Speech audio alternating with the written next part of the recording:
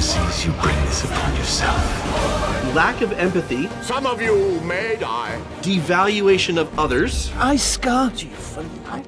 Cruelty. My father had the right idea about how to deal with your people. Aggressive. Hey, look, I'm not sure where to go with that. He interprets any sort of criticism or people holding the mirror up as rejection. He doesn't let anybody see how terrified he is. I will not be the weak link. He's absolutely unhinged. So that all sounds tough. How would you help this man?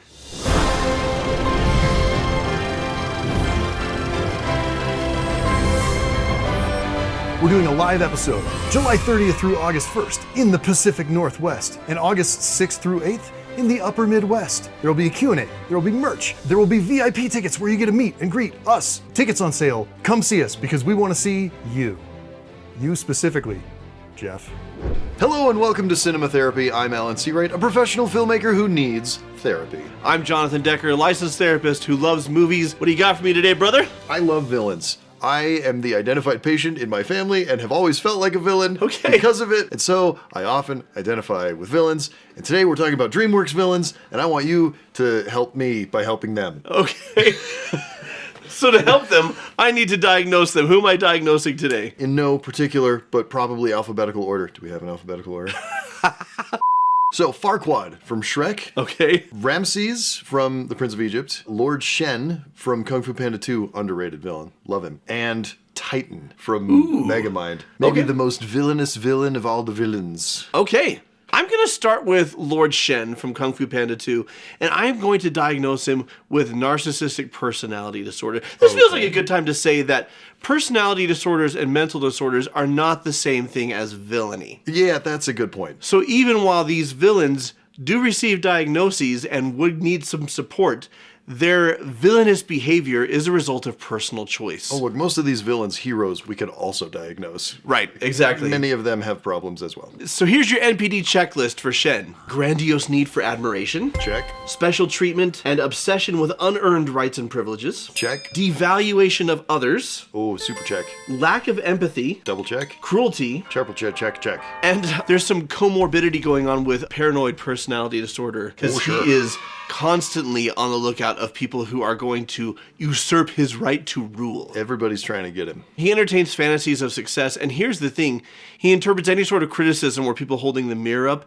as rejection. His parents loved him, but he wanted to take over violently and use fireworks as a weapon, so they sent him away. It wasn't because they didn't love him, it's because they wanted to keep him and everyone else safe, but he took it as this bitter, brutal rejection. And because he carries that enmity within him, he lashes out and hurts others, including Po. But here's what Shen doesn't get. Because Shen was rejected by his parents, he killed Po's parents, or at least he thought he did. Yeah. What he doesn't see is not how was I beaten. How did you do it? But something else entirely. Not how did you beat me. You know, you just keep your elbows up and keep the shoulders loose. How did you find peace? I took away your parents. Everything. I scarred you for life. See, that's the thing, Shen. Scars heal. No, they don't. Wounds heal. Oh, yeah. What do scars do? They fade, I guess? I don't care what scars do. You should, Shen.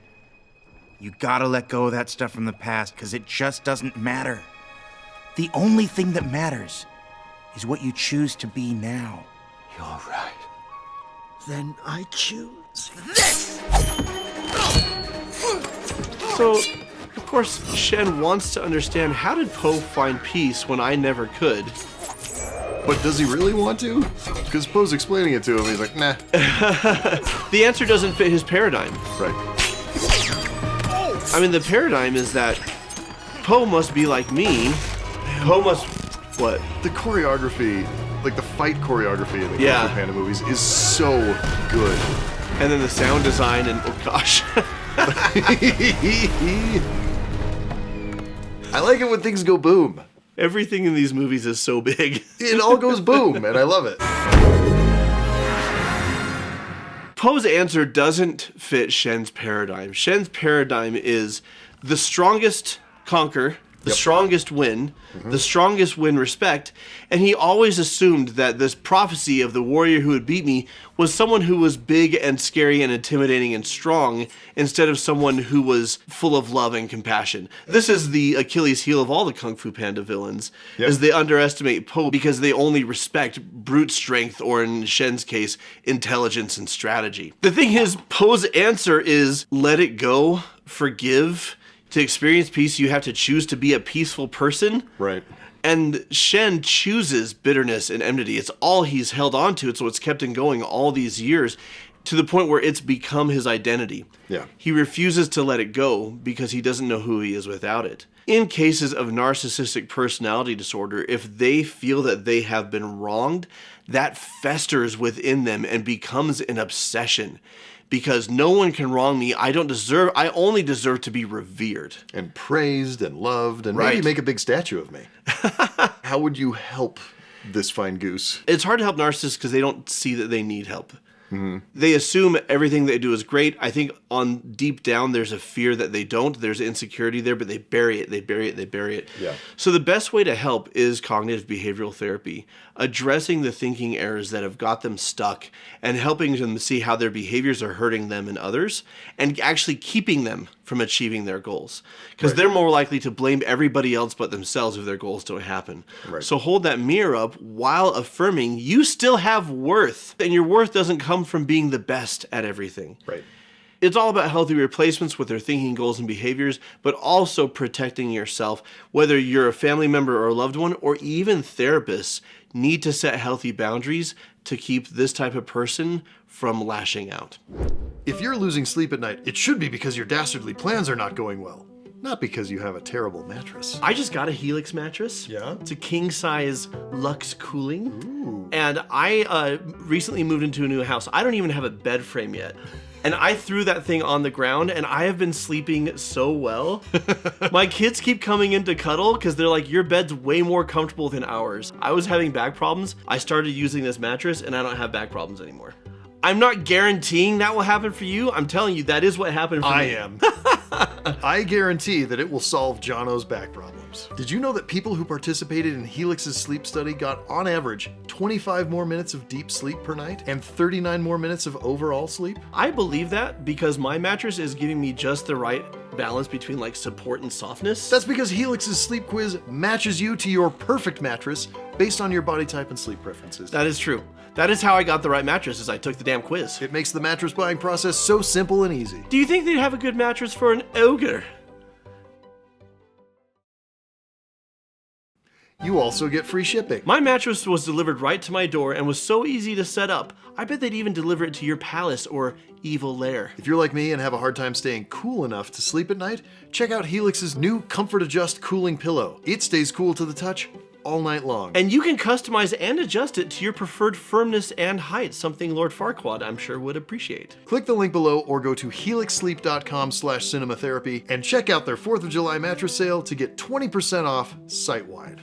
And be sure to check the Helix site for additional deals and sales. They've always got something going on.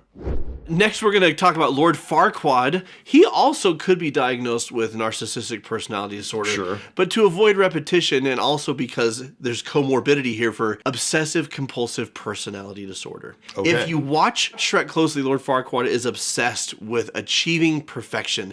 It is said throughout the film. Duloc is a perfect place. Perfect. Perfect. Perfect. Perfection. He kicks the fairy tale creatures out because he sees them as repulsive. He sees them as trash. In other words, I want a perfect, orderly kingdom. You're a threat to that. You don't belong. And he kicks them out because he's trying to control everything. My kingdom will be perfect as long as I can control every tiny detail. Every single thing. Mirror, mirror on the wall, is this not the most perfect kingdom of them all? Well, technically, you're not a king. Thelonious, you were saying? What I mean is, you're not a king yet. But you can become one. All you have to do is marry a princess. Go on. So we kind of get this wrong idea that Farquaad is like this lecherous hump who's just trying to find a beautiful woman. Yeah. But he's not interested in marriage or dating until he learns to have a perfect kingdom. I have to be a king. He is To be interested king- in perfection. Right. At number 3. And to be a king, I have to have a bride. I have to marry a princess. And I have to have the most perfect bride because it's me, and the only thing I can have is perfection. Right. Number 3, my lord. He holds the two fingers up. Number 3. Lord Farquaad, you've chosen Princess Fiona. Now, how does he describe her? First of all, I wonder. Princess Fiona. She's perfect. Oh, Oh. interesting. What does he do later when she changes forms at the wedding? He rejects her outright and immediately because she's no longer, Perfect. at least in his eyes, right? In Shrek's eyes, she just got a major upgrade. She's beautiful. You were way too good at that. And I do think that Shrek is right when he says that Lord Farquaad is compensating for something. That must be Lord Farquaad's castle. It's a penis. It's a phallic joke, but it also extends beyond, like, Farquaad is not perfect. He's not some tall, strapping, perfect guy. He's got little dangly legs. His hair is foppish and terrible. He is insecure, but he needs everyone to see him as flawless and his kingdom as flawless. And it's this obsession with control. It's this obsession with perfection that drives him to do every single little thing he does. Okay, so he's got obsessive compulsive personality disorder. Yeah. How do you treat a guy like this? Again, difficult because also strong narcissistic tendencies. He's not going to seek treatment. But let's say that he, instead of getting eaten by a dragon, merely gets imprisoned in a magical elf prison. No, I'll do you one better. He does get eaten by the dragon, but he gets pooped out still alive. Excellent. Staying alive. Staying alive. I And love he this. is humbled by this experience. So he's willing to accept treatment because he's literal shit now. He's... That is one big pile of shit. And then I go into psychodynamic treatment, which is exploring, I'm assuming, with Farquaad, his childhood plays heavily into this. There's got to be some trauma in there, or some like just insufficient love or conditional love from parents or something that led him to this. I would guess conditional love, where if he does everything just right, he is accepted and praised. And if he's not, he's rejected, ignored, or heavily criticized. I would also assume that maybe as a child, he was heavily bullied. Sure. I would look back at his childhood experiences, his relationships, and challenge the assumptions he has about himself and his world based on those experiences. I like to tell people, don't let subjective experience be confused with objective reality. Right. This all feels to him like this is how the world works and this is how you get love, but it's really from those people. This is how they treated you. You can write a new reality with the members of your kingdom, and you could do things differently for yourself, starting with self-love and acceptance. I think Farquaad secretly loathes himself, and he tries to stuff that as deep down as he can. Also, guys, you're missing episodes if you haven't subscribed. Click the bell and set notifications to all so that every week you get a little ding that says Cinema Therapy's got a new episode. If you go weeks without seeing us, that's why. And go to your subscription feed. Make your own choices. Don't rely on an AI to tell you what to think. Speaking of self-loathing, Ramses from Prince of Egypt suffers from avoidant personality disorder, but it's not obvious or apparent at first. So let me walk you through it. First, let's take a look at where it comes from. All right. You mustn't be so hard on yourself, Your Majesty. You're an excellent teacher. It's not your fault your sons learned nothing. Well, they learned blasphemy. True. Oh man, the priests. Only priest left in the building. I goaded Ramesses on, and so I am responsible. Responsible. And do you know the meaning of that word, Ramesses? I understand, Father. And do you understand the task for which your birth has destined you? The ancient traditions. When I pass into the next world, then you will be the morning and evening star. One damaged temple does not destroy centuries of tradition. But one weak link can break the chain of a mighty dynasty. And that is how 5 seconds can ruin you for life. Yup. I mean, clearly, there's a pattern here with Pharaoh and Ramses. You have my leave to go. There's no way this is the only time they've had this type of conversation. But that, you could tell, is a moment Ramses is going to play in his head. Over and over. I mean, it's a core memory, right? To Exactly. borrow from Inside Out. And There's a whole Ramses island that's that. Yeah, exactly. Father, you know it was really my fault. Must you be so hard on him? Moses, you will never have to carry such a great shot. the crown I will pass to Ramesses. He must not allow himself to be led astray.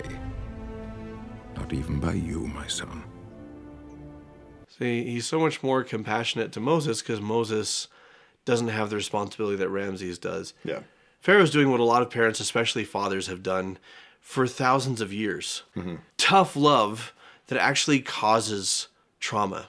I'm reminded there's a great bit in Brooklyn Nine-Nine where Rosa Diaz says, I spent years telling myself that their tough love made me stronger, but you know what I really wish they'd done? What? Been nice to me. I wish they would have told me I'd made a mistake, but that they still love me, and that they would help me try to figure it out.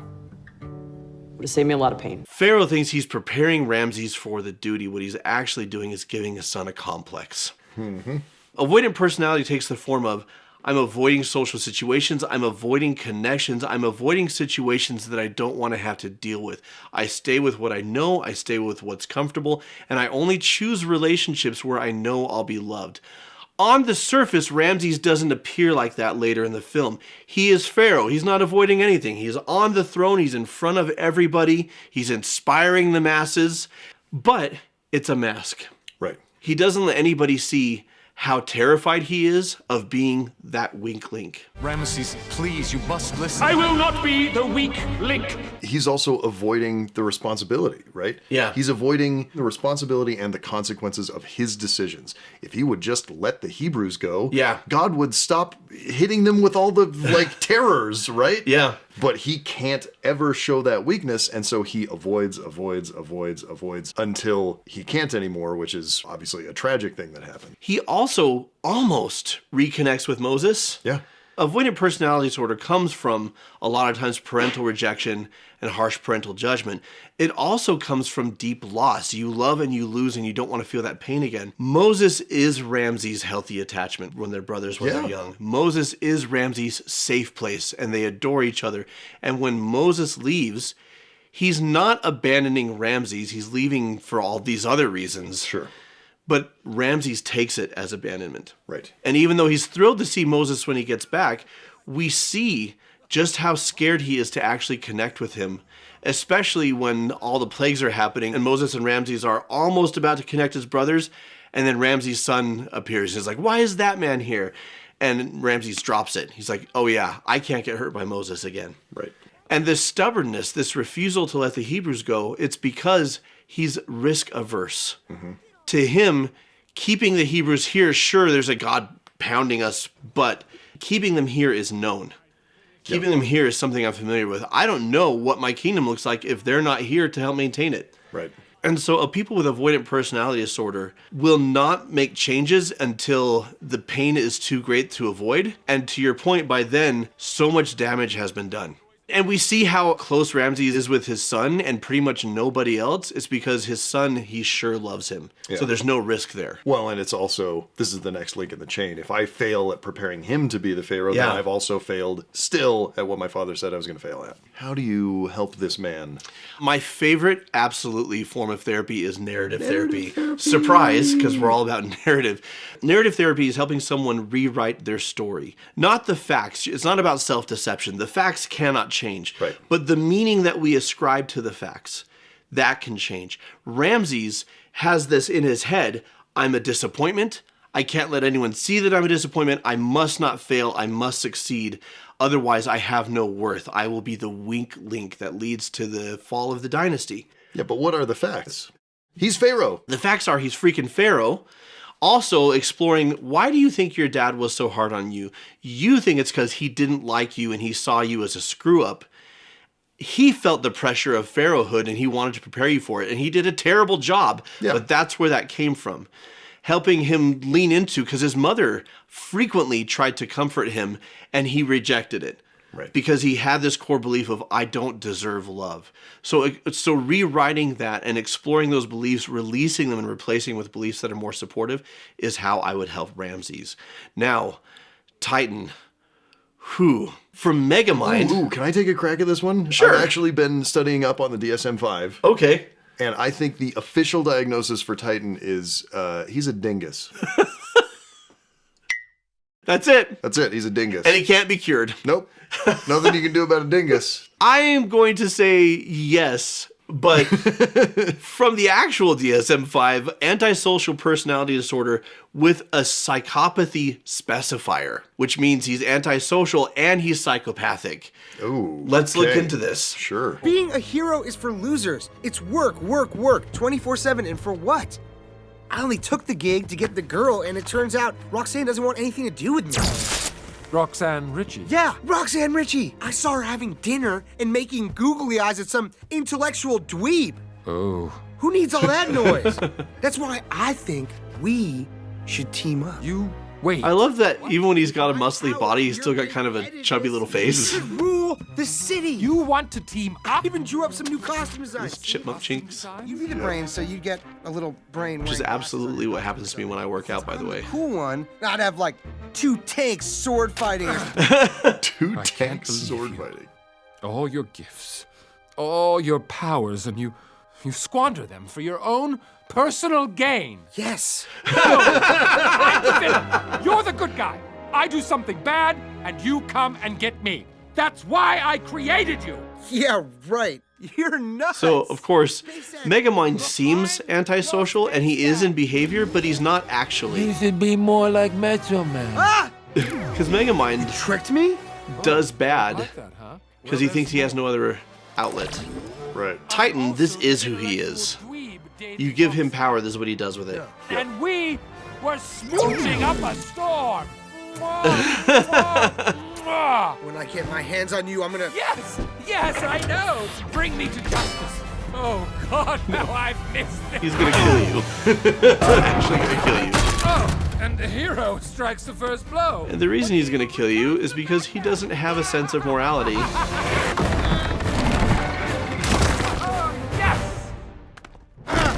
Oh my gosh.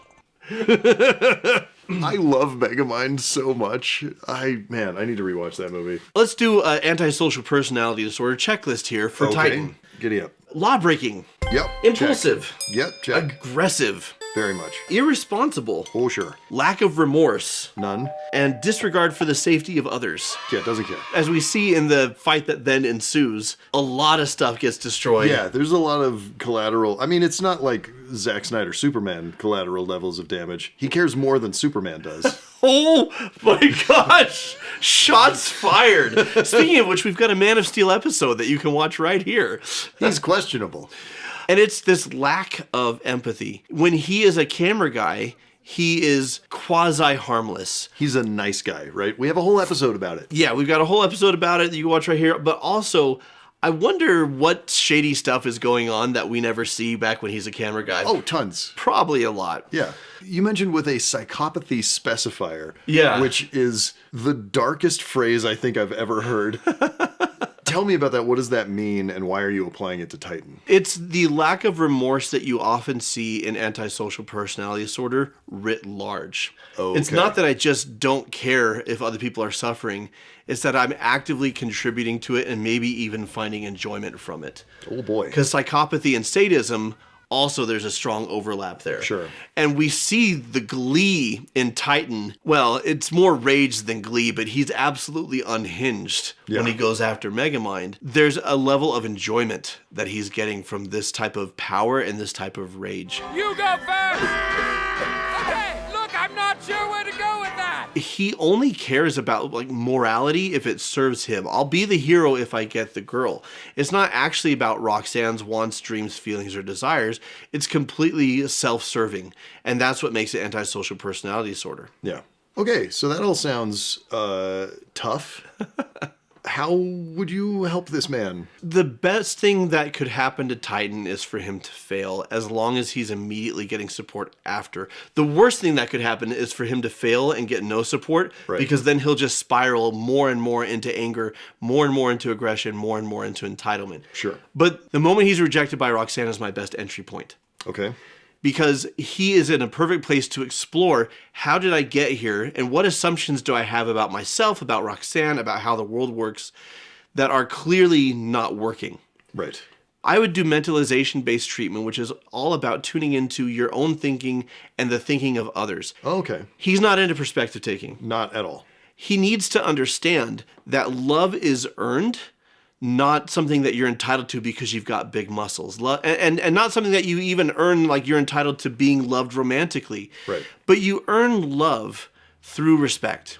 When you show people respect, care, consideration, when you want what they want for themselves, when you care about their happiness, even if it means that they don't choose you, what ends up happening more often than not is you earn the love of that person, even if that love isn't romantic. Sure. People love people who respect them and are for them. He's not for Roxanne. He wants Roxanne to be for him.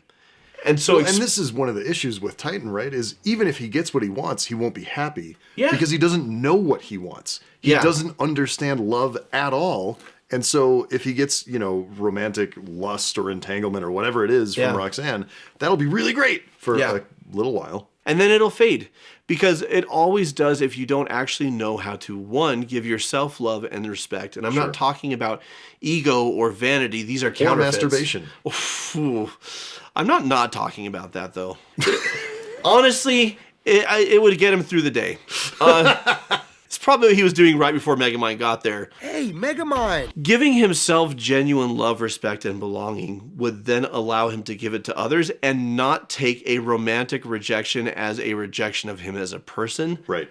Or something that he needs to then fight against, disprove, or hurt the person who hurt him. This is the danger of nice guy syndrome, like we talked about in that episode, is the sense of entitlement, quid pro quo.